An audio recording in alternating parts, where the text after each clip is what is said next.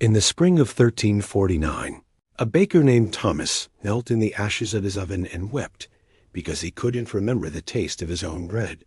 The plague had taken nearly everything: his wife, his 3 children, his apprentices, and most of the people in his village who might have eaten what he made. But worse than the loss was the forgetting. The muscle memory remained in his hands, the knowledge lived in his bones, but the purpose had been hollowed out. What was bread without mouths to feed it to? What was a baker without a community to serve? For 2 years, Thomas had barely kept his oven lit. He baked enough to keep himself alive, following the rhythms his body knew instinctively, but each loaf felt like a relic from another world. The village itself seemed haunted by absence. Where there had been a marketplace, there was now mostly silence.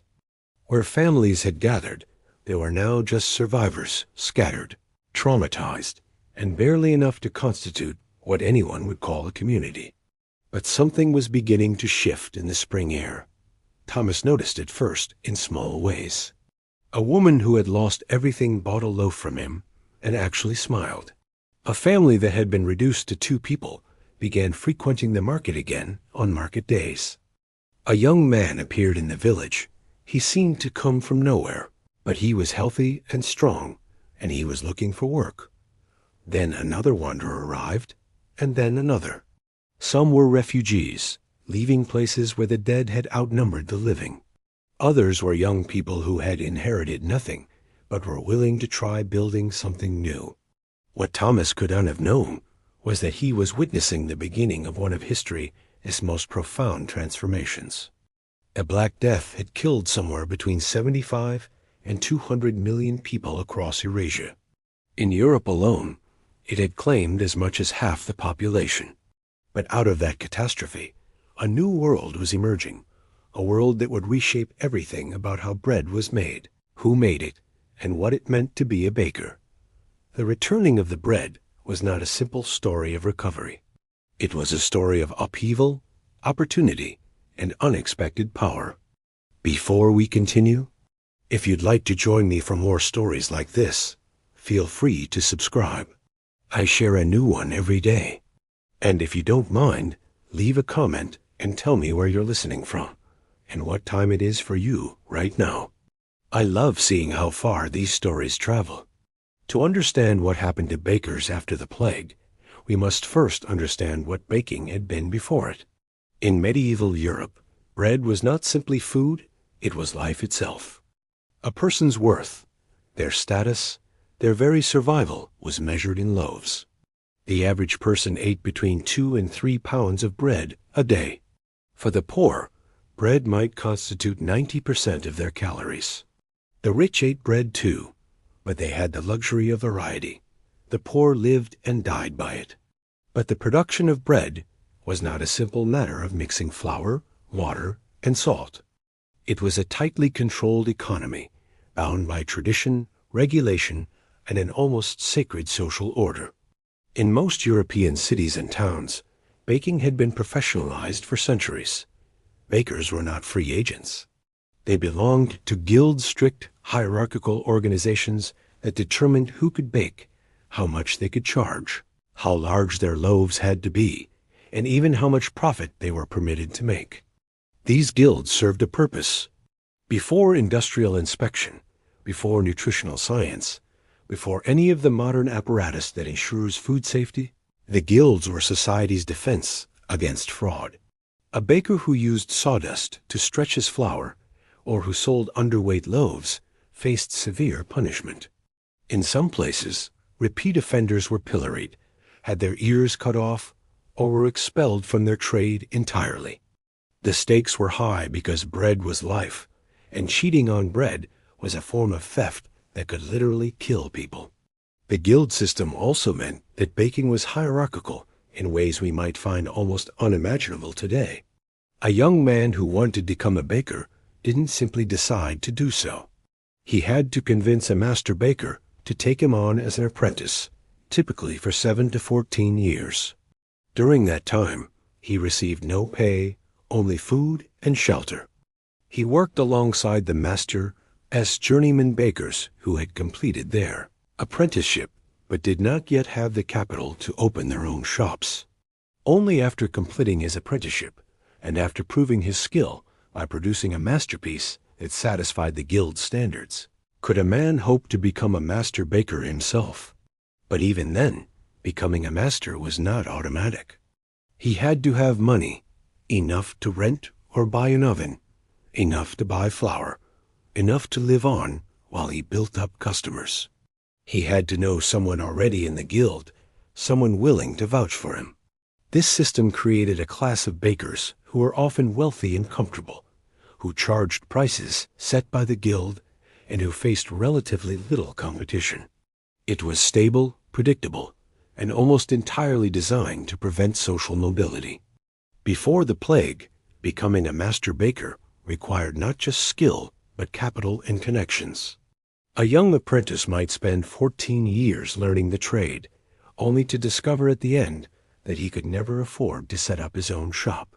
The money required was substantial. An oven was a permanent fixture that could take months to build, and it represented a significant investment. Flour had to be purchased regularly, and large quantities had to be maintained to ensure consistent supply. A new baker had to have enough capital to survive the early period when he was building up customers and establishing his reputation. This meant that most journeymen never became masters. They worked their entire lives for master bakers, earning wages, but never owning their own shops, never having the independence of a true craftsman. The master bakers, having successfully navigated the difficult path to independence, had every incentive to maintain the system that had privileged them. The guild regulations they crafted ensured that the barriers to entry remained high, that the competition remained limited, and that their positions remained secure and profitable. The social implications of this system were profound. The master bakers formed a small elite within their towns and cities. They were wealthy enough to purchase property, to participate in civic affairs, sometimes to enter into marriages that connected them to merchant families or minor nobility. Their apprentices and journeymen, by contrast, remained permanently subordinate, at least within the craft. Some journeymen eventually gained the resources to become masters, but this was relatively rare and usually required marriage to the daughter of a master baker or some other windfall. This was the world before the plague. It was a world of rigid hierarchy, limited opportunity, and carefully controlled competition. It was also, in many ways, a stable world. The rules were clear. Everyone understood their place. The community knew how much bread it needed. The baker knew how much bread to make, and everyone lived by predictable arrangements that had persisted for generations. But this stability came at a cost. It came at the cost of innovation, of individual initiative, of human ambition. It meant that talented young people without wealth or connections could never fully develop their talents. It meant that bakers had little incentive to improve their methods or develop new products. It meant that consumers had little choice. There was one type of bread available at one price, and if you wanted bread, you had to accept what the guild baker offered. This was the system that would be shattered by the plague. When the Black Death struck Europe in the 1340s, it did not initially change this system. In the early stages of the plague, in the years of highest mortality, cities and towns were so devastated that social structures simply broke down. People were dying too fast to maintain order. Some towns lost half their population in a matter of months. In some villages, entire families were wiped out in a single week. The living were too occupied with dying to worry much about economic theory or guild regulations. The plague began in Central Asia and moved westward along trade routes. It arrived in the Mediterranean in 1347, carried by merchant ships. By 1348, it had spread to Italy, France, and Spain. By 1349, it had reached England, and it was spreading through northern Europe. The mortality rates were staggering. In some places, 70 or 80% of the population died. In others, perhaps 40 or 50%. Even in the places that were least affected, at least 25% of the population perished. The death rate was so rapid and so high that it overwhelmed all normal social responses. Grave diggers couldn't keep up with the dead. In some places, mass graves were dug and bodies were simply thrown in without ceremony.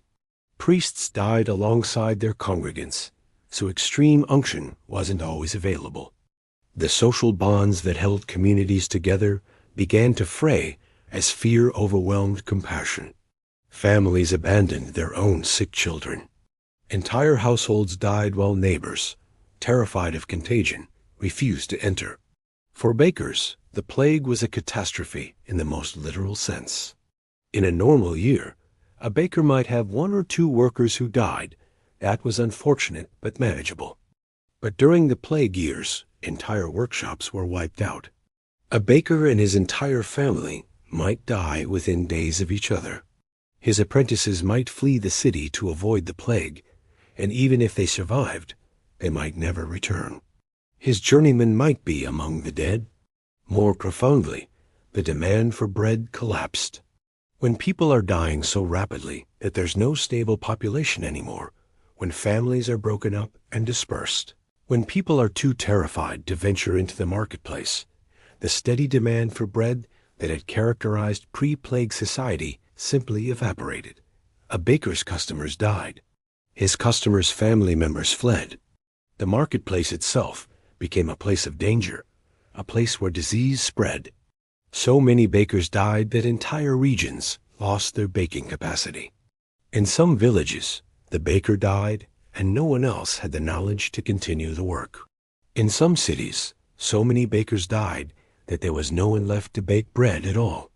In the years of highest mortality, in some places, people baked their own bread at home because the professional bakers had all perished. But something unexpected happened as the dying slowed and the survivors began to count their losses. They discovered that they had been fundamentally changed. And in that change lay an opportunity that had not existed in medieval Europe for centuries, the chance to be free. Consider what had happened to labor.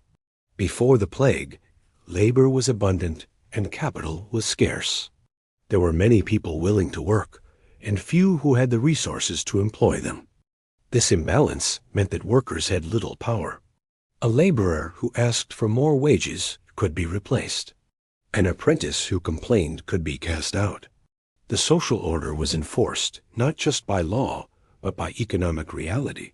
There were always more people desperate for work than there were jobs available. The plague reversed this equation. Suddenly, labor was scarce and capital was abundant. In the immediate aftermath, the surviving wealthy found themselves with property, tools, and money, but nobody to do the work. The surviving poor found themselves with something that had always been their curse, their labor. But now, that labor was valuable in ways that had never been before. Consider the numbers. If a region lost 50% of its population, then the number of potential workers had been cut in half. But the work that needed to be done hadn't disappeared. In fact, there was more work than ever. Fields needed to be harvested. Buildings needed to be rebuilt. Livestock needed to be tended. Yet there were only half as many people to do the work. This created an enormous shortage of labor. Suddenly, a young man who could do basic work had options. He could work for one employer who was offering low wages, or he could move to another employer who was offering higher wages.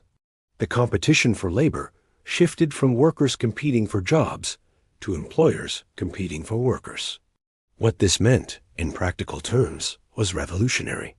Surviving workers found that they could demand higher wages. They could refuse work that was too dangerous or too poorly paid. They could negotiate better conditions. They could move to where the wages were highest, safe in the knowledge that another employer would offer them work if the first one refused. This created an enormous economic shock. Employers, used to a buyer's market for labor, suddenly found themselves in a seller's market. Wages began to rise rapidly. In England, for example, wages roughly doubled between 1348 and 1375. In some trades, they tripled. A laborer who had earned 4 pence a day before the plague might now earn 8 or 12 pence a day. In purchasing power, this represented an increase of up to 300%. For people who had lived their entire lives at subsistence level, this was a transformation. Governments responded with panic. In 1349, the year after the plague arrived in England, the government issued the Ordinance of Laborers. This law attempted to freeze wages at pre-plague levels, to prevent workers from moving between regions to find better pay, and to require all able-bodied people to accept work if offered. Penalties for employers who paid more than the set rates were severe. Penalties for workers who refused work were harsh. Similar laws were passed in France, Spain, and other European nations.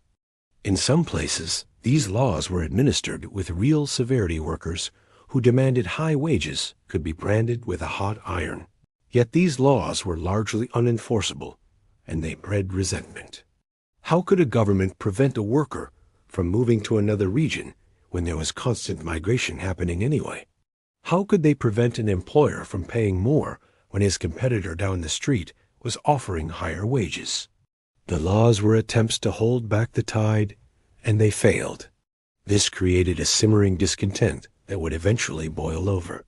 In 1381, 32 years after the plague began, the peasants' revolt erupted in England. This was a massive uprising, involving not just rural laborers, but also urban workers and craftspeople. The rebels were protesting the government's attempt to suppress wages, and more broadly, they were protesting the entire feudal system that kept them subordinate. The revolt was crushed, but it left marks on society. The government realized that the old system could not be simply restored. Wages remained higher than they had been before the plague. The pool of workers was still smaller. The old stability could not be recovered.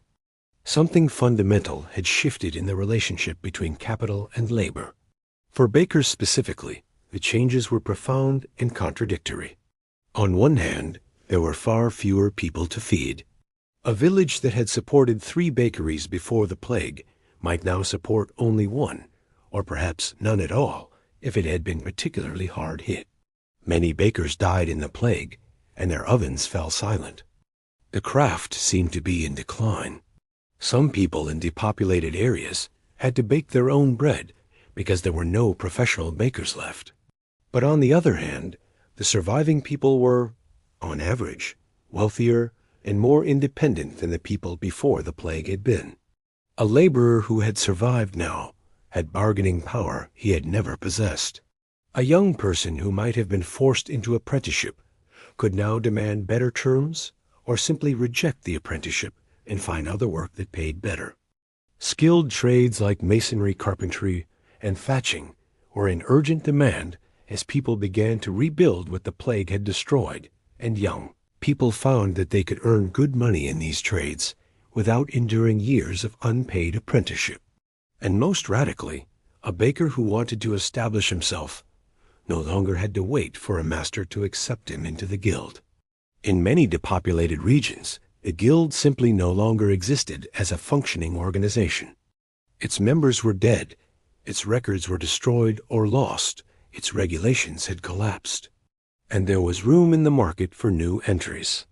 If you could bake bread, and if there were people in your region who needed bread, you could set up as a baker without asking anyone's permission. This freedom from guild restrictions was one of the most important consequences of the plague for bakers.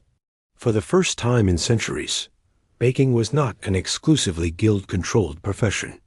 It became possible for someone to become a baker without going through the apprenticeship system, without being vouched for by an existing master, without having the capital to purchase an entire setup.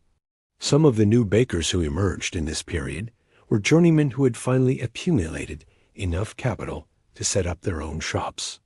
Some were skilled bakers from other regions who had migrated to depopulated areas. Some were refugees or displaced people who had some baking experience and saw an opportunity. And some were simply people who had some basic skills and decided to try baking because there was a market for bread and relatively little competition. Not all of these new bakers were successful. Some produced inferior bread and went out of business. Some lacked the business acumen to survive. Some were driven out when the old bakers reorganized and reasserted their authority. But the important point is that they existed at all. In the pre-plague world, this kind of entry into the baking profession would have been impossible. Thomas, the baker we met at the beginning of this story, was in a favorable position compared to many survivors. His oven had not been destroyed. Ovens were permanent fixtures, built into the structure of buildings. His knowledge had survived intact.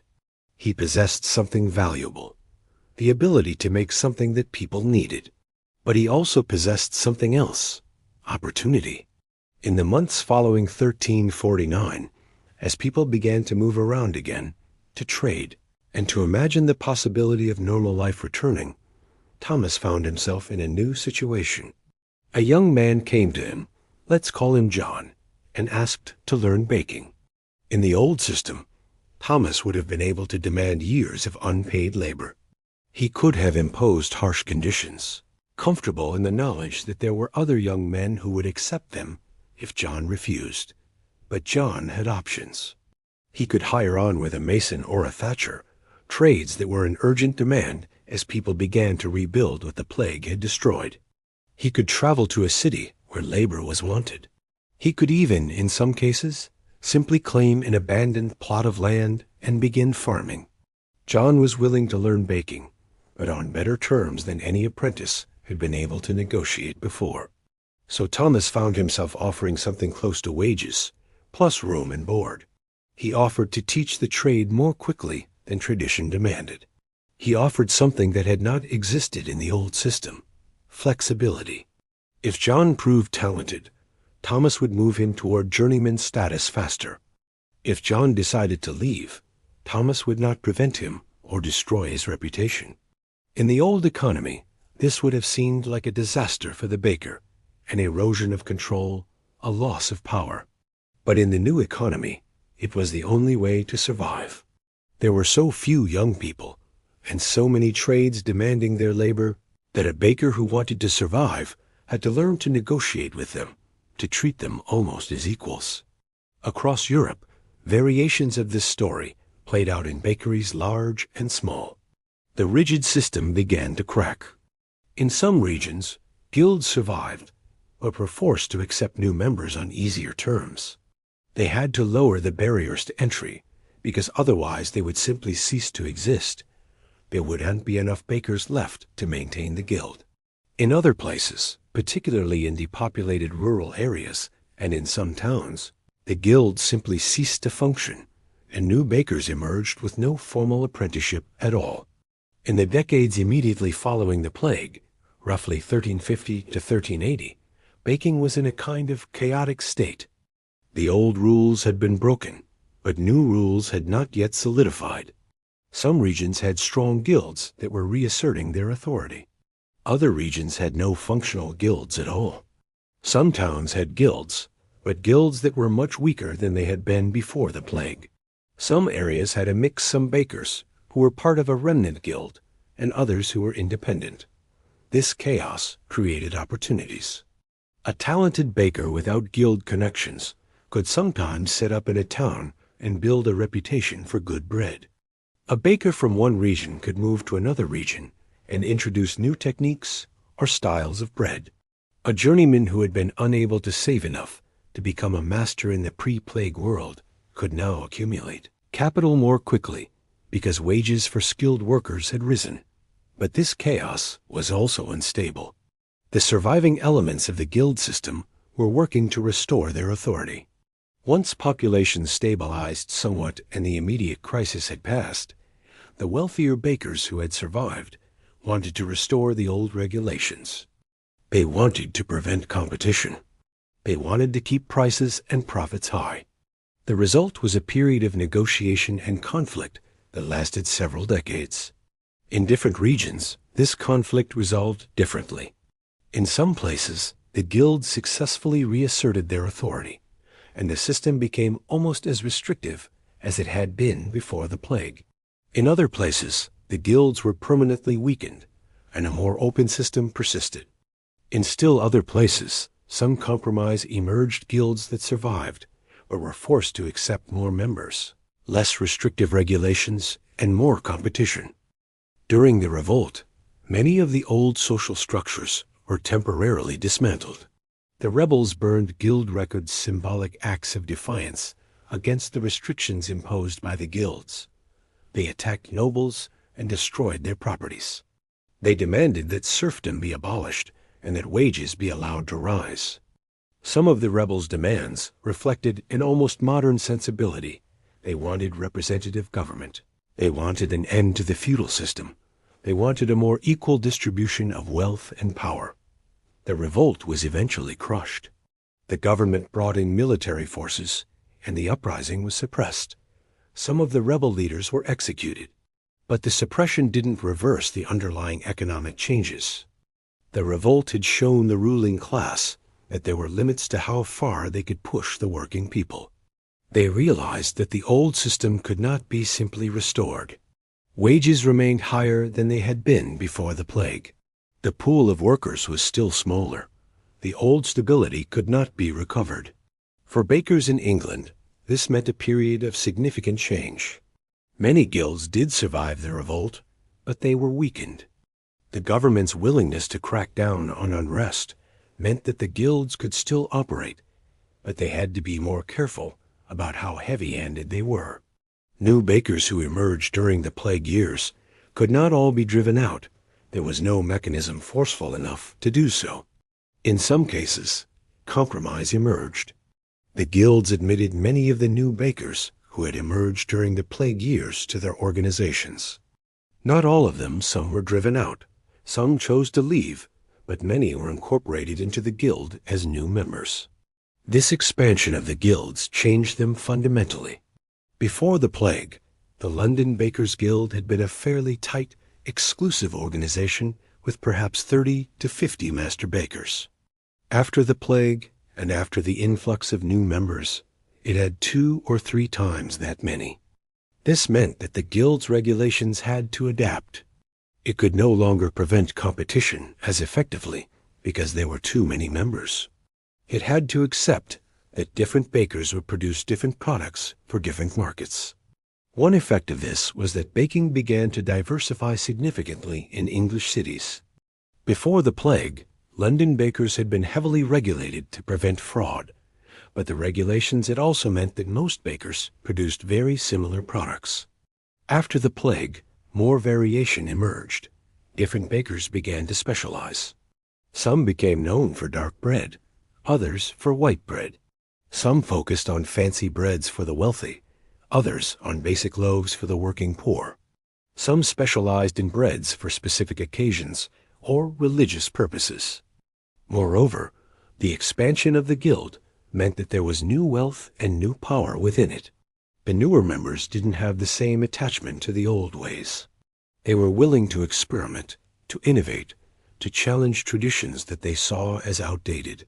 The older members, whose families had been bakers for generations, found themselves on the defensive, having to justify their ways against newcomers who were challenging established practices. This tension between tradition and innovation became characteristic of many medieval guilds in the post-plague period. The guilds survived as institutions, but they were transformed. They were no longer monolithic organizations, unified by common interests and a shared vision of how things should be done. They were now coalitions of different factions, with different interests and different visions for the future of the craft. In France, the pattern was somewhat different from England. The plague had been equally devastating, but the social structure had been different to begin with. France had a powerful centralized monarchy that was trying to reassert control even as the plague was raging. After the plague, the kings of France attempted, more vigorously than English kings did, to restore the old wage levels and to reestablish rigid control over guilds. But even in France, the government could not entirely succeed. The fundamental reality remained. There were fewer people, labor was scarce, and workers had power. In the major cities, guilds did survive and even strengthen in some ways, but they had to become more complex organizations. They could no longer simply freeze in place. They had to adapt to new market conditions. The French monarchy took a particularly strong hand in regulating guilds. Royal ordinances in the 1350s and 1360s attempted to codify guild regulations and to give the monarchy oversight over guild affairs. The goal was to keep the guilds strong and stable so that they could continue to provide royal revenue through taxes and fees. But this royal regulation actually led to a kind of ossification of the guilds. They became even more formalized and rule-bound than they had been before the plague. The irony was that this rigidity didn't actually preserve the old system. Instead, it created opportunities for people to work around the guilds. In some cases, independent bakers operated in smaller towns and rural areas where the guild's control was weak. In other cases, people paid bribes to guild officials to operate outside the normal restrictions. Over time, the distinction between guild bakers and non-guild bakers became more blurred. In the Mediterranean regions, Italy, Spain, Greece, the experience was somewhat different still. These regions had been connected by trade for centuries, and they had developed sophisticated urban economies even before the plague. The plague hit them hard, but the surviving cities recovered relatively quickly, partly because they could draw on trade connections with other regions, and partly because immigration from surrounding areas helped replenish the population. The Mediterranean cities had also been less dominated by guilds than northern European cities. In Italy especially, merchant guilds had always been more powerful than craft guilds. The merchant guilds controlled trade, commerce, and sometimes even political power. Craft guilds like the Bakers' Guild existed, but they were often subordinate to the merchant guilds or the civic authorities. This different structure meant that in Italy and other Mediterranean regions, bakers had more freedom to innovate even before the plague. And after the plague, this freedom increased. The guilds that did exist were often weakened, but not destroyed. New bakers could enter the market more easily than they could in Northern Europe. Competition was more open. In Italian cities like Venice, Florence, and Milan, baking evolved in particularly interesting ways. These cities were wealthy and cosmopolitan. They had large merchant classes and a sophisticated market economy. As their populations recovered, the demand for bread came not just from the poor and working class, but also from a large middle class of merchants, bankers, and professionals. As the 14th century progressed, something deeper began to shift. The depopulation that had at first seemed like a catastrophe began to produce unexpected benefits for the surviving population. With fewer people competing for resources, land became abundant. A laborer could demand higher wages because he was scarce. A baker could demand higher prices because people could afford to pay them. Some of the poorest people in medieval Europe found themselves for the first time with enough resources to have choices. This period, roughly from 1350 to 1450, would later be called by some historians the Golden Age of Labor. It was not a utopia. People were still poor by modern standards. Work was still hard, and the social order was still deeply hierarchical. But for laborers, the shift was real and substantial. Real wages rose significantly. In some cases, they remained double or triple pre-plague levels. Working conditions improved because employers had to compete for scarce workers. For the first time, ordinary people had some power over their own lives. For bakers, this meant changes in how they worked and whom they served. In the pre-plague economy, bakers had operated in a seller's market. Demand for bread vastly exceeded supply, or rather, there was only one supply source, the guild baker, and people had to take what he offered at whatever price he set. The guild protected this monopoly. If anyone else tried to make bread, they would be shut down. But in the post-plague economy, the market began to shift. First, there was the question of demand. Yes, bread was still a necessity, but the total amount of bread needed had decreased dramatically because there were fewer people. More radically, as the survivors became wealthier and had more choices, they began to demand different kinds of bread. Before the plague, most people ate only dark bread made from rye or barley grains that were cheap but less desirable. Wheat bread, which was white and considered superior, was mostly reserved for the wealthy. But as ordinary people's wages rose and their purchasing power increased, some of them began to demand wheat bread for themselves. This created a new market segment, not the wealthy eating white bread and the poor eating black bread, but a much broader middle market of people who wanted something better than what they had been able to afford before. Imagine what this meant for a baker. In the pre-plague world, most of his customers were poor people buying the cheapest bread. He made dark bread, and that was what he sold. But now, some of his customers had more money.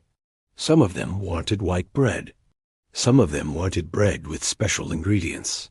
Some of them wanted different shapes or sizes for different purposes. This forced bakers to think differently about their product. Instead of making one standard loaf for the masses and fancier bread for the elite, they had to offer variety. Some customers wanted the cheapest black bread. Some wanted good wheat bread at a reasonable price. Some wealthy customers wanted fancy bread with special ingredients. A baker who wanted to succeed had to be able to serve all these markets. This meant more skilled baking. Making good black bread is an art, getting the texture right, the flavor right, the bake time right. But making wheat bread was considered even more difficult, more sensitive to conditions and technique. Wheat bread requires more careful control of fermentation, more precise baking temperatures, more attention to humidity. A baker who had always made one simple product now found he had to master multiple recipes and techniques. Some of the old bakers struggled with this transition. They had learned to make one type of bread, and they had made it the same way for decades. Learning new techniques required effort and humility. It meant being willing to experiment, to make mistakes, to learn from younger bakers who might have studied new methods. Some bakers couldn't or wouldn't make this effort, and they gradually lost market share. But other bakers thrived on this challenge. They worked to develop new recipes. They experimented with different grains, different hydrations, different fermentation times. They tried new techniques for managing their ovens. They discovered that by varying the ratio of ingredients or changing the fermentation period, they could produce breads with different characteristics, some more flavorful, some with better keeping qualities, some with a different texture. These bakers who were willing to innovate found themselves at an advantage. They could command higher prices for their superior products. They could build reputations as makers of excellent bread. They could attract customers who were willing to pay for quality. One unexpected consequence of this shift was that baking became, in some ways, more prestigious. In the medieval period, bakers had been respectable craftsmen, but they had not been particularly honored. They were essential, yes, but they occupied a middle position, not as prestigious as goldsmiths or masons, not as lowly as day laborers. But as baking became more complex, as it demanded more skill and knowledge, as it required not just technical skill, but also the ability to manage a diverse market and adapt to changing conditions, bakers began to take on a different role. They became the keepers of an important knowledge, the people who understood the subtle craft of turning grain into the sustenance of life. Moreover, bakers began to have more independence. In the old guild system, a baker's identity was almost entirely defined by the guild. You baked according to guild specifications. You charged guild prices. You followed guild rules. Your individuality as a baker was suppressed in favor of standardization and uniformity. The whole point of the guild system was to prevent exactly the kind of innovation and differentiation that would now begin to emerge. But in the post-plague world, this began to change. A baker who had good wheat bread, who had learned the craft well, could build a reputation for himself. People would come to him because his bread was better than his competitors. He could charge a bit more for premium loaves. He could develop a brand, in a sense, before such a thing really existed. He could be known as the baker who made the best bread, or the most reliable bread, or the bread that lasted longest, or the bread that was most affordable for poor people. This seems like a small thing, but it was actually revolutionary. For the first time, bakers could imagine themselves not just as representatives of an ancient craft, but as individuals, as craftspeople with their own identities and reputations. Some of them would become wealthy and respected enough to become part of the town government. Some would become important enough that kings and nobles would seek them out to supply their courts. Bakers were becoming, in a sense, more themselves. But these changes did not happen equally everywhere, and they did not happen without resistance.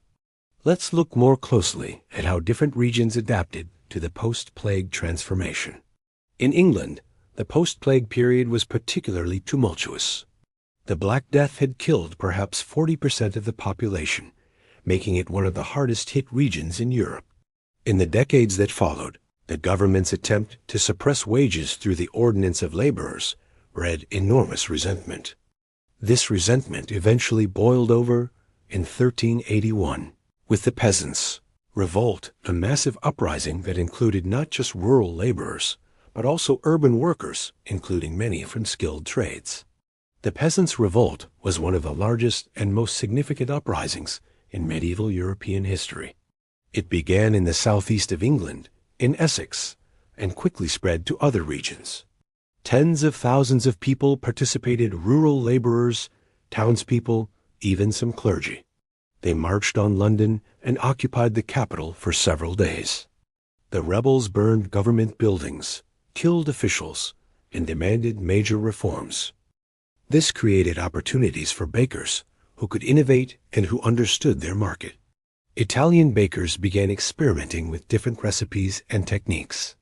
Some developed fancy breads enriched with butter, eggs, and dried fruit spreads that were expensive and marketed to the wealthy.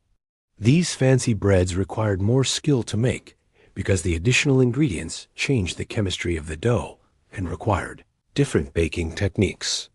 Some Italian bakers created breads that could be stored for long periods, important for a trading city that needed to provision ships for long voyages. These breads had to be dense, with lower moisture content, so they wouldn't go moldy during weeks at sea. The bakers had to understand how to adjust their recipes and techniques to achieve this. Some developed specialty breads for religious purposes. Venetian bakers became famous for their carnival bread, their Christmas bread, their Easter bread. These specialized breads became associated with particular seasons and occasions. A baker who could make excellent carnival bread might have lines around the block during carnival season. More importantly, in these cities, bakers began to be seen not just as craftspeople, but as merchants. The best bakers became wealthy. They invested in other businesses. They became involved in civic affairs. Some married into prominent families. By the late 15th century, in the major Italian cities, a successful baker could aspire to a place in society that would have been almost unthinkable before the plague. The transformation of baking, however, was not merely economic and social. It was also technological. The very techniques and technologies of bread making began to evolve in response to post-plague conditions. One of the most important changes involved the organization of production. Before the plague, bakeries had been relatively small operations. A typical urban baker might have one, or at most two ovens. An oven was an expensive, permanent fixture built of stone or brick, taking weeks or months to construct and representing a substantial capital investment. A single oven could produce a large number of loaves in a day if managed efficiently, but the capacity was limited. A typical baker might have employed a handful of workers, a journeyman or two, some apprentices, and perhaps a servant or two who handled tasks that didn't require baking knowledge. The work was organized around the baker's personal labor. He would wake in the middle of the night to begin preparing the dough. He would oversee the baking throughout the day. He would manage the sales and customer relations. His personal expertise and presence was central to the operation. But as demand became more variable and complex, bakers began to think about scaling up production. In some cases, this meant simply opening more bakeries.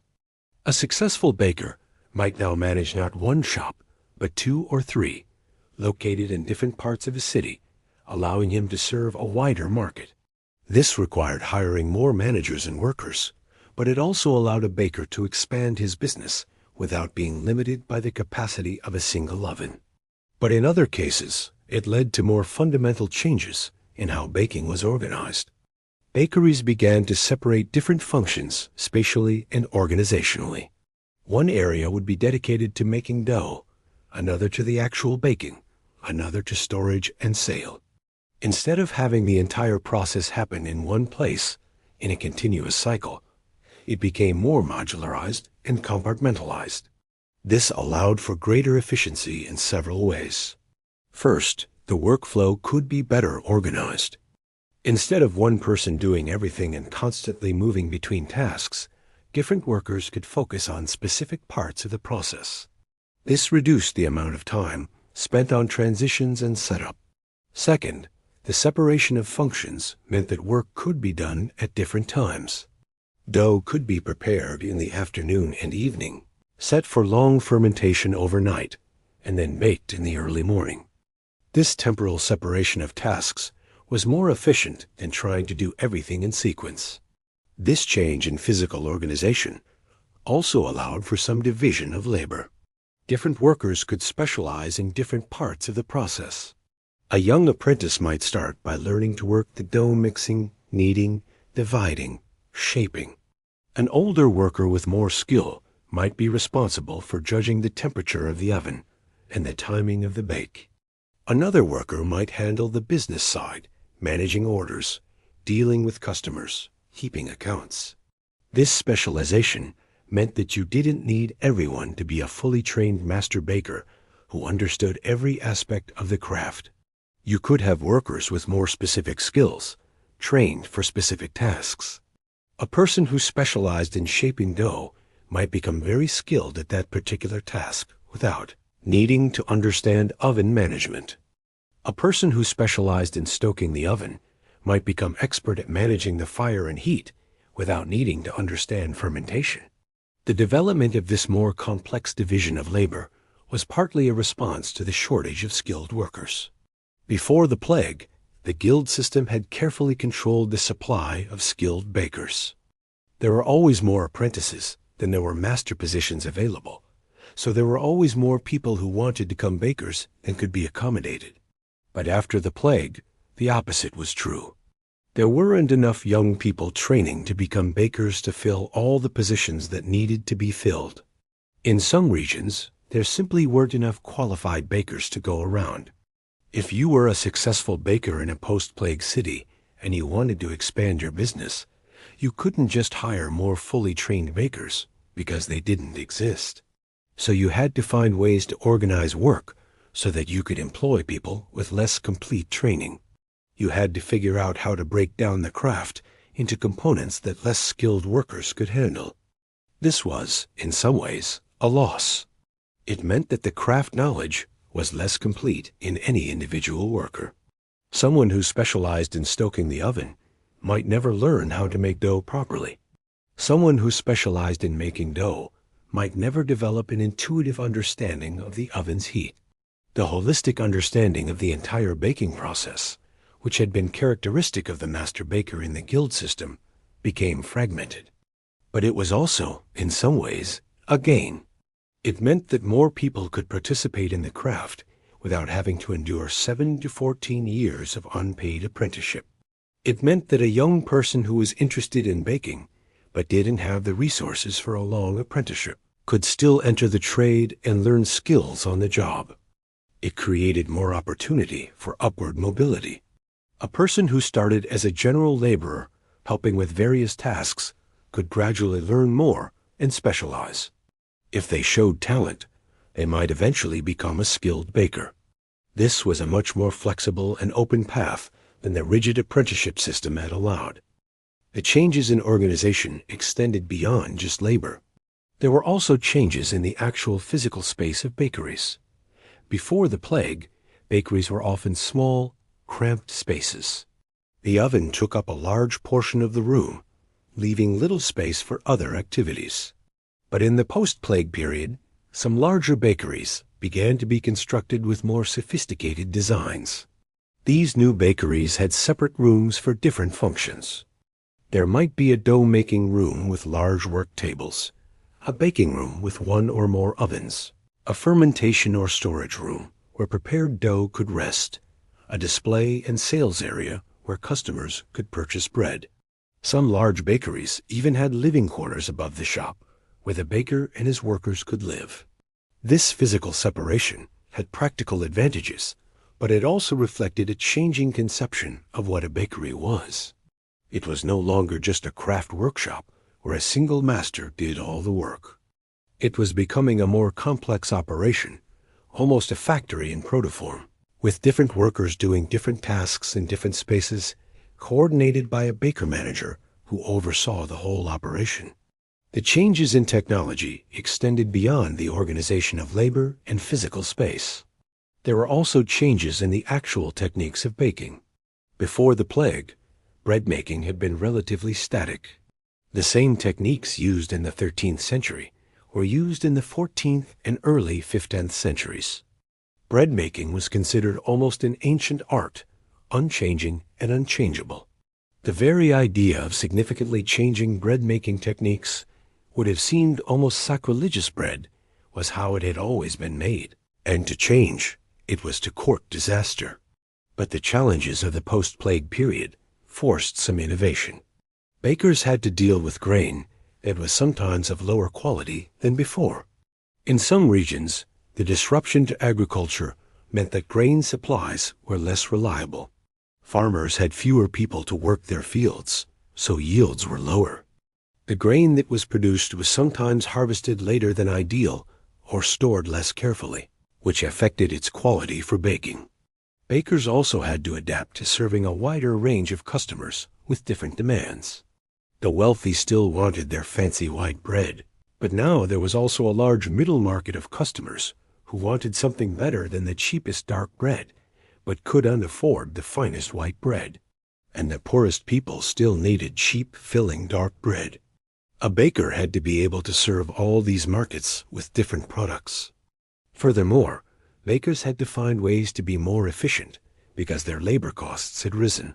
When labor was cheap, a baker could afford to let his workers spend time on tasks that were inefficient.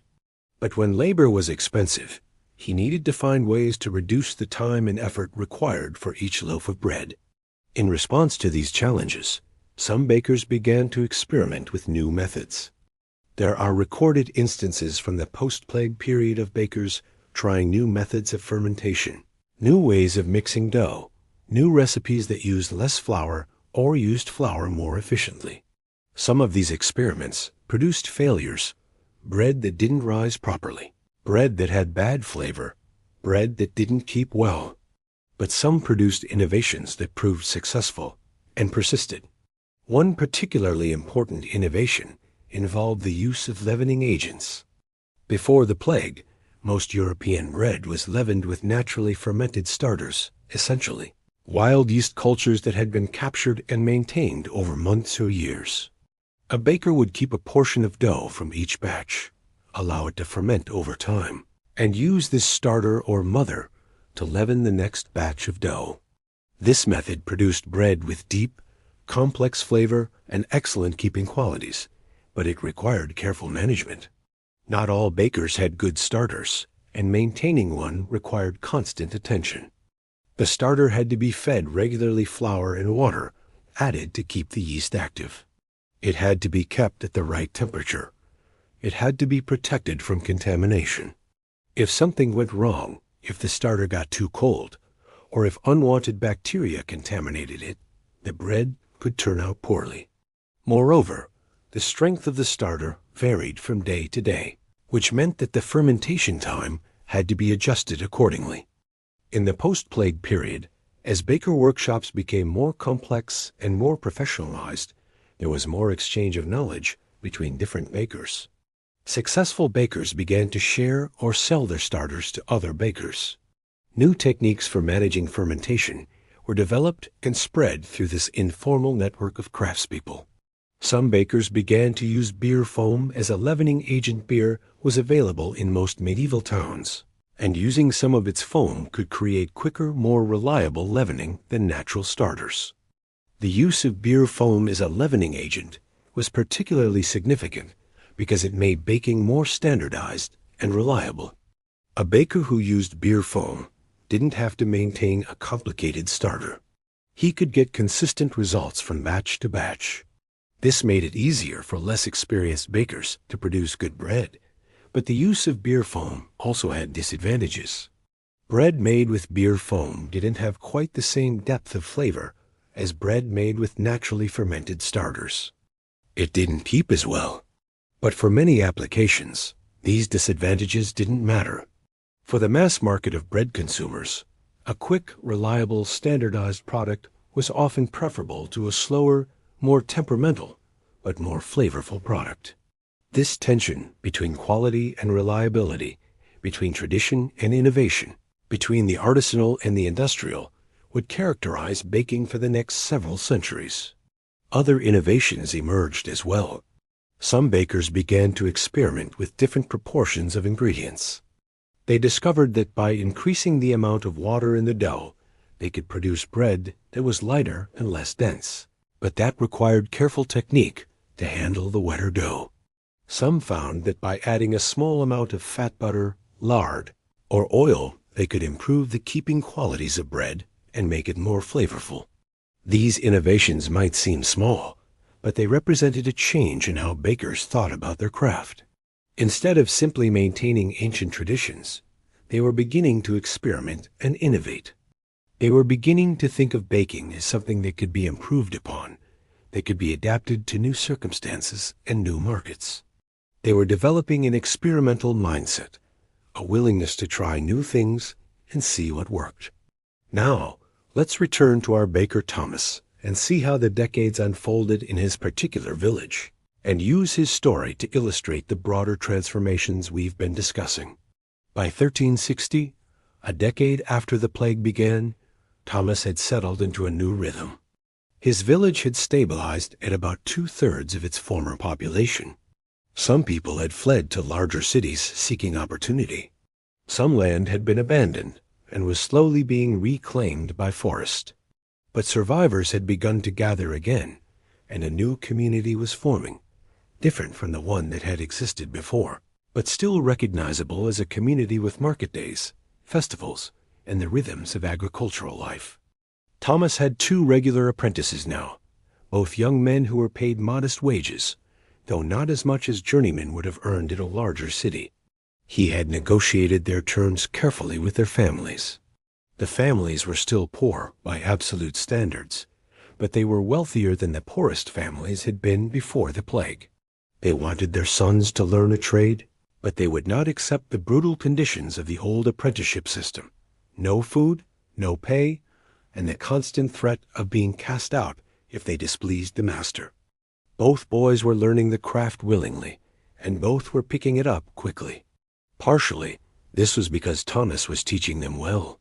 He had decided that in this new world, his best strategy was to train good bakers who would become loyal to him and potentially continue his business or establish their own shops nearby. Partially, it was because the boys themselves were motivated. Unlike apprentices in the old system, who had no choice and resented their situations, these boys understood that learning to bake was a valuable skill that could lead to a good living. Demand for bread had stabilized at about 2/3 of what it had been before the plague. This seemed like a loss, but Thomas had discovered something unexpected.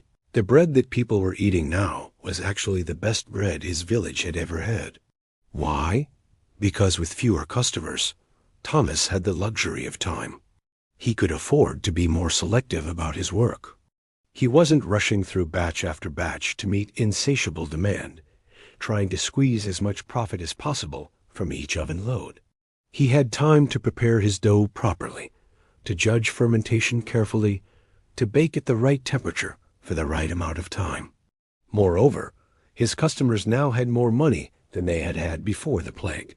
The poor laborers of the village had emerged from the plague with access to more resources.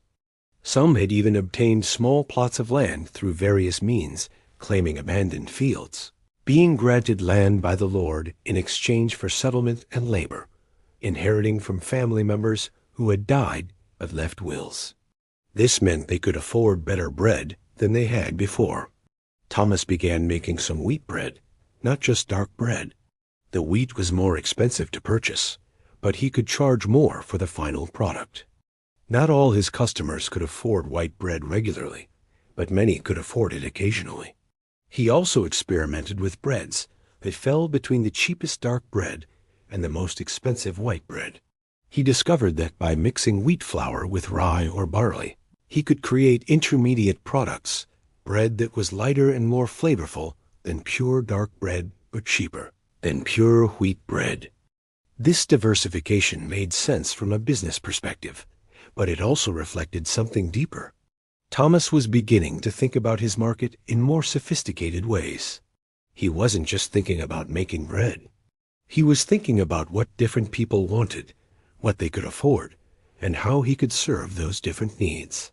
He was, in a sense, thinking like a modern marketer, even though the concept didn't yet exist in anything like its modern form. One day, in 1365, it was 16 years after the plague had first arrived in the region, a man came to Thomas's village. He was young, maybe 30 years old, and he introduced himself as Robert. He said he was a baker from a larger town nearby, about 2 days' journey away. Robert had served his full apprenticeship in that town and had worked as a journeyman for several years. But the larger town had many bakers, and it was difficult for a new master to establish himself. He had decided to come to a smaller place where the competition was less intense, but where there was still a market for bread. Thomas felt a complicated mix of emotions at this announcement. On one hand, Robert represented competition. In the old system, the guild would have prevented Robert from setting up a bakery in this village. The guild would have protected Thomas's monopoly and his livelihood. On the other hand, Thomas understood that the old system was gone, and that Robert had as much right to try to make a living as anyone else.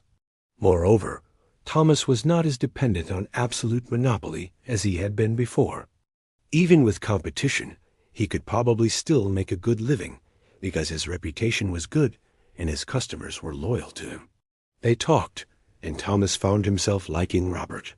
Robert had learned his craft properly, through a legitimate apprenticeship in a real baker's guild in a major city. He had skills that were different from Thomas's. He knew techniques that had been developed in the larger urban center. He had new ideas about fermentation and oven management. He understood how to make the wheat bread that was becoming more popular. And Robert, for his part, had heard good things about Thomas's bakery. The reputation had spread to other towns. Robert was interested in learning from Thomas and in understanding the local market better before he set up independently. After several conversations, Thomas made Robert an unusual proposition. Instead of competing directly and perhaps destroying each other's businesses, they would work together. Robert would work in Thomas's bakery as a journeyman better paid than an apprentice, but not yet an independent master. Thomas would teach him the techniques he knew, the local suppliers, the preferences of local customers. Robert would teach Thomas the techniques he had learned in the city. If they worked well together, and if the village market was large enough, Robert could eventually save enough to set up his own operation. This arrangement reflected the post-plague economy. It was more cooperative and less rigidly competitive than the old guild system would have allowed. In the old system, a master would never have willingly trained a potential competitor. But in the new system, Thomas understood that Robert was going to set up somewhere anyway, either in his village or in a nearby village. It was better to have him as a trained ally than as an untrained competitor. Moreover, the arrangement would bring new knowledge into his bakery, allowing him to improve his products. Robert and Thomas worked together for 4 years.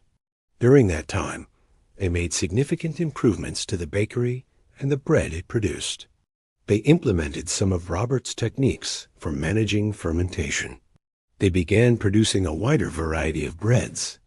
They expanded their market slightly, selling to some of the surrounding villages and hamlets within a day's walk. By 1369, Robert had saved enough money to lease a small building on the other side of the village and set up his own bakery.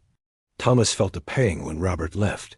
They had worked together well and had become friends, but he was also proud. He had helped create a new baker. He had contributed to the establishment of another business. And in fact, the competition that Robert represented turned out to be beneficial in unexpected ways.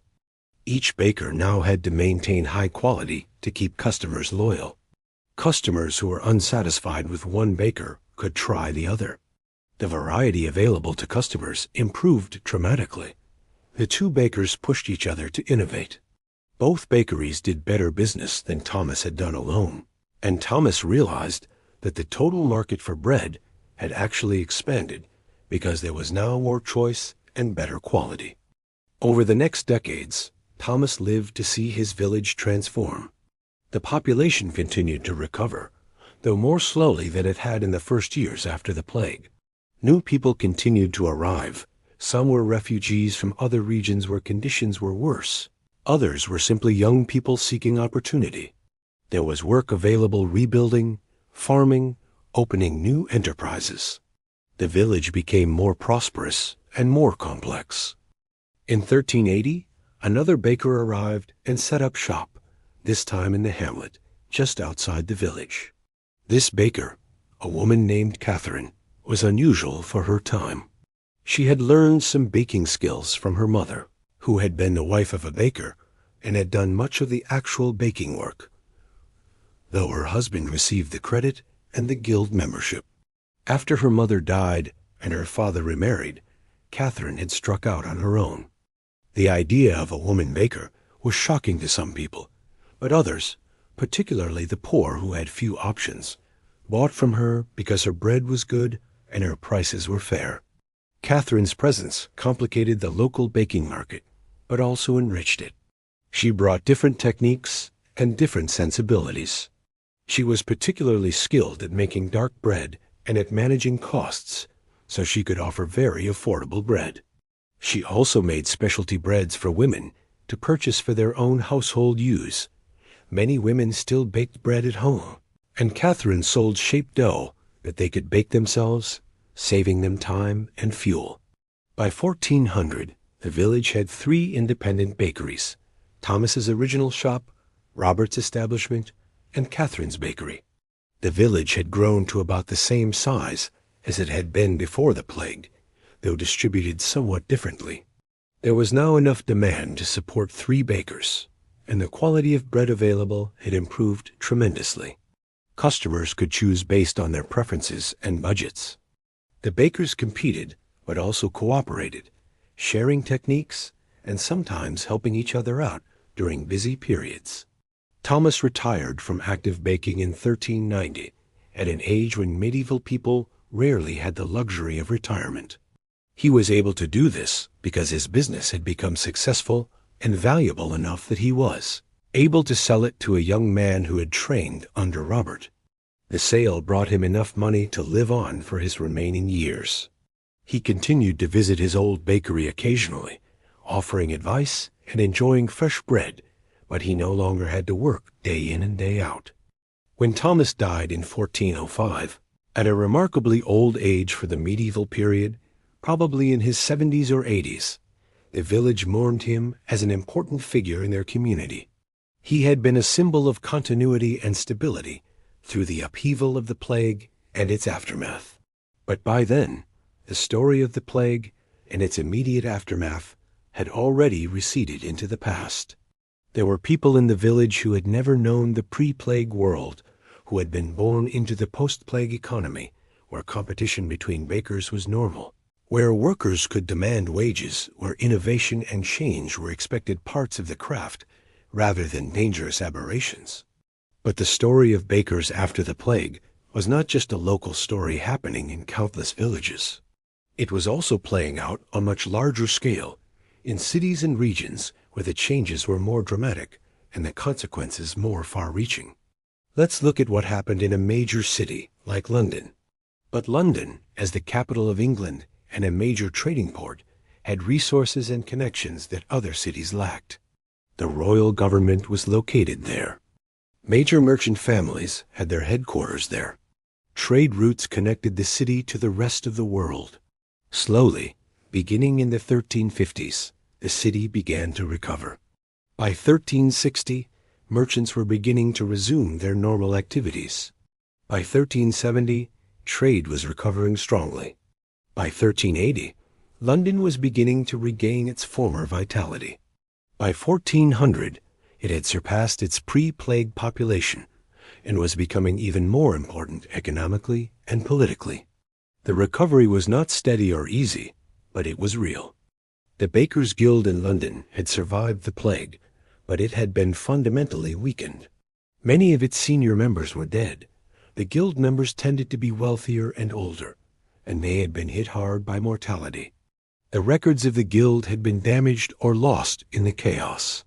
For a few years, after the worst of the plague had passed, but before the city had fully stabilized, the guild essentially ceased to function as a regulatory body.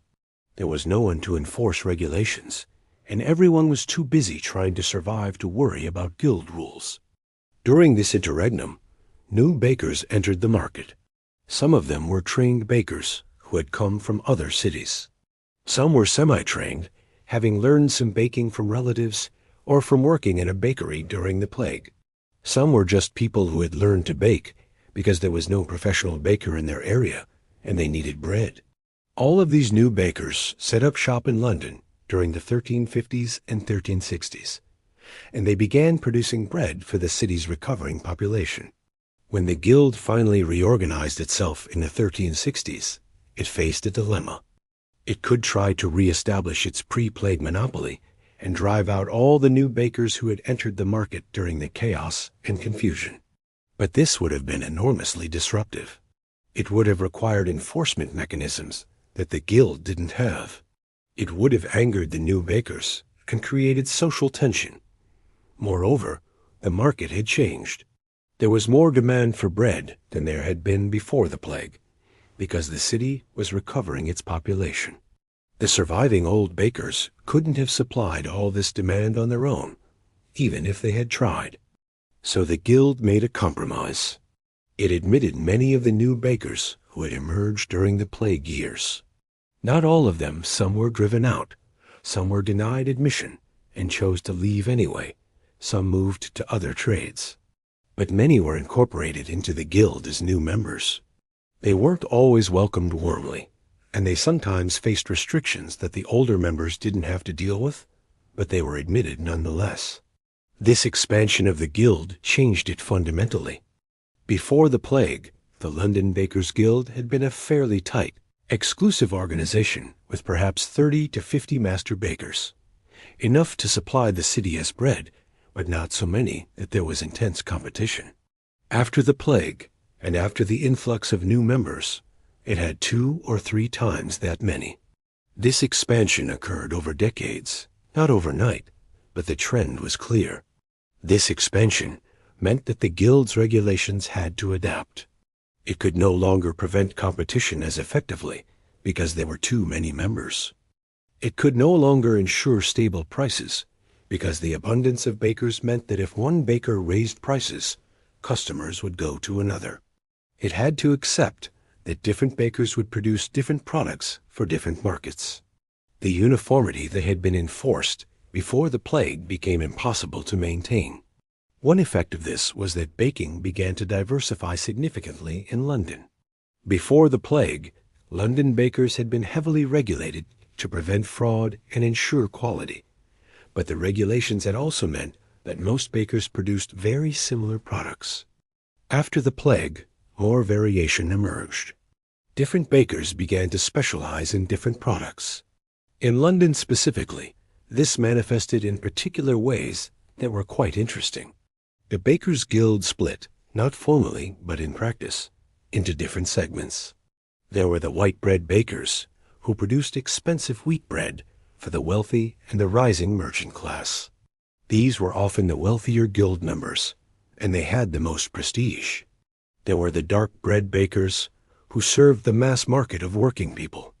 They were less prestigious, but often had more customers and more volume. There were specialty bakers who made fancy breads for special occasions and for export. By the early 15th century, the white bread bakers and the dark bread bakers had become almost separate sub-guilds within the larger organization, with different regulations and different pricing structures. The guild that had once enforced strict uniformity was now overseeing an organization that had to manage multiple different markets and multiple different types of producers. This fragmentation reflected a deeper truth about the post-plague economy. The market had become more complex and more differentiated. The medieval ideal of one producer, one product, one price was giving way to a more modern ideal of multiple producers, multiple products, and prices set by market forces. The bakers were at the forefront of this transformation. The tensions within the London Bakers' Guild sometimes erupted into conflict. In the 1370s and 1380s, there were disputes between different factions. The white bread bakers wanted to maintain higher prices and restrict entry to their segment. The dark bread bakers wanted more freedom to set their own prices. Both groups wanted to maintain some control over quality and prevent fraud, but they disagreed on how strict the regulations should be. These disputes were eventually managed through compromise and negotiation. The guild survived as an institution, but it became more of a federation of different bakers' groups than a monolithic organization. Different regulations applied to different types of bakers. Different prices were allowed for different products. The system was more complex and less neat than it had been before the plague, but it was also more flexible and more responsive to market conditions. The transformation of baking in the post-plague period also had profound consequences for the social position of bakers themselves. Before the plague, bakers had been respectable craftspeople, but they had not been particularly powerful or influential in urban politics and society. They made things that people needed, but so did many other craftspeople, masons, blacksmiths, carpenters, tailors. Bakers were essential, but they were not uniquely powerful or uniquely honored. But the post-plague period began to change this. There were several reasons why bakers gradually became more important and more influential. First, bread was more important to ordinary people's survival than many other products. While someone might need a new piece of clothing only once a year, or new shoes every few years, or a new pot every decade, they needed bread every single day. A baker, therefore, was more essential to community survival than many other craftspeople. This gave bakers a kind of structural power. Second, baking required a particular kind of knowledge. It was not knowledge that everyone could easily acquire. It required training, experience, judgment, and an understanding of subtle processes that were not always obvious. Unlike carpentry or tailoring, which many people might have some familiarity with from doing repairs around the house or making simple clothing for themselves, baking was a specialized skill. This gave bakers a kind of authority. They were the keepers of knowledge that others didn't possess. Third, bakers controlled the production of a commodity that was central to the survival of the entire community.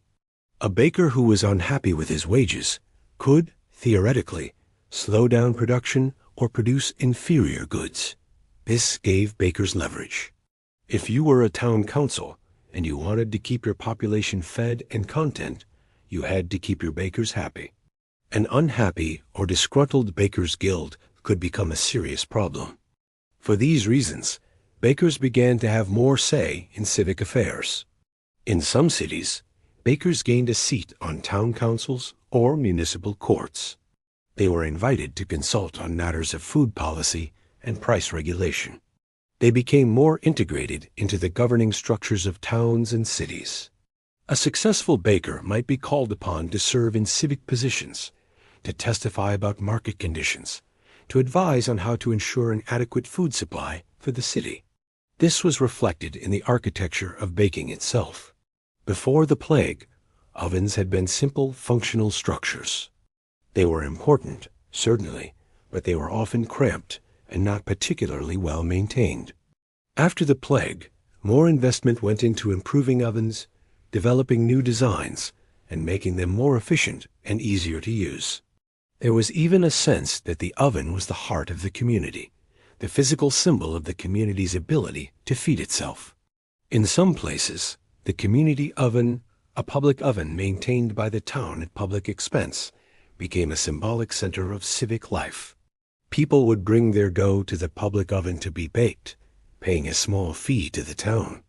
The oven keeper was an important civic figure. The oven itself was treated with respect and care. In this way, bread making became not just an economic activity, but a civic and social practice.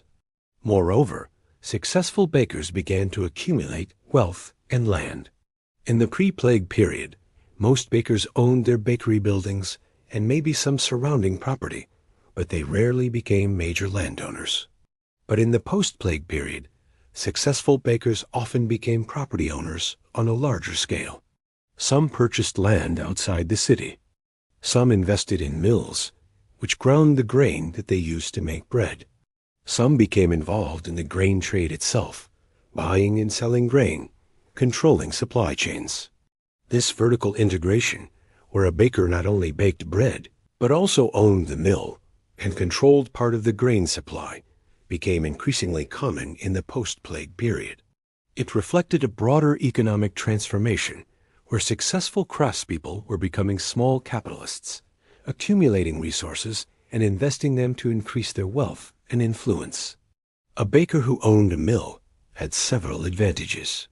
He could control the quality of flour that his bakery used, which allowed him to maintain consistent quality. He could buy grain directly from farmers at harvest time, storing it and milling it as needed, which allowed him to have better prices than a baker who had to buy flour from a miller. He could also sell excess flour to other bakers, creating an additional revenue stream. Moreover, ownership of a mill gave a baker status and influence. Millers were important people. They controlled an essential part of the food production chain. A baker who was also a miller became a particularly important figure in his community. One of the most interesting cases of this transformation and vertical integration occurred in Bruges, in what is now Belgium. Bruges had been a major trading city before the plague, and it recovered quickly afterward. By the 1370s, it was already regaining its pre-plague prosperity and starting to surpass it. By the 1400s, it was one of the wealthiest cities in all of Europe. The city had a large population of wealthy merchants, which created strong demand for high-quality bread and luxury food products. In Bruges, a baker named Jan van der Brugge emerged as a particularly notable figure in the late 14th and early 15th centuries. He began his career as a baker in the traditional sense, learning the craft through apprenticeship and working as a journeyman for several years. But van der Brugge was ambitious and clever, and he quickly recognized opportunities to expand beyond simple bread making. In the 1370s, after establishing himself as a respected master baker with a good reputation, van der Brugge made his first major business move.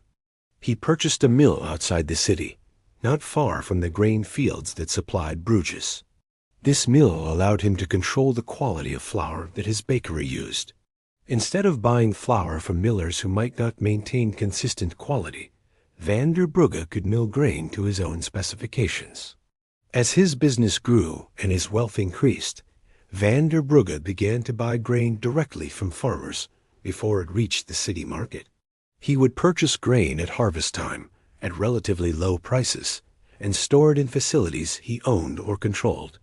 This gave him several advantages. He could ensure a steady supply of quality grain for his mill. He could buy when prices were low. He could also sell grain to other millers and bakers, creating additional revenue. By the 1380s, van der Brugge had become not just a baker but a grain merchant. The income from his grain trading was actually larger than the income from his bakery.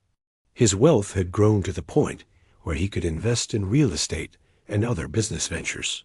He purchased several buildings in Bruges, including another bakery, which he leased to another baker. He became involved in a merchant partnership that traded in various goods. He made loans to people at interest, functioning almost as a small-scale banker. He owned shares in a ship that was involved in trade with other Baltic and North Sea cities. By 1400, Van der Brugge had become one of the wealthier merchants in Bruges. He was no longer primarily a baker. His wealth came from multiple sources, and he probably spent more time managing his various business interests than actually baking bread. But the bakery remained, and it remained profitable. It served as both a source of income and a symbol of his status and origin.